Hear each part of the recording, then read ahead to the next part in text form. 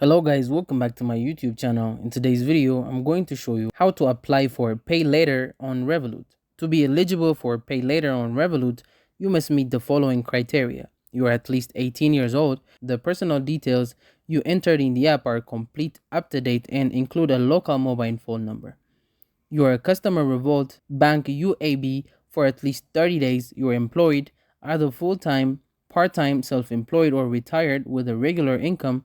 You have a clean credit history and no history of missed repayments. You have no negative balances in your Revolut accounts.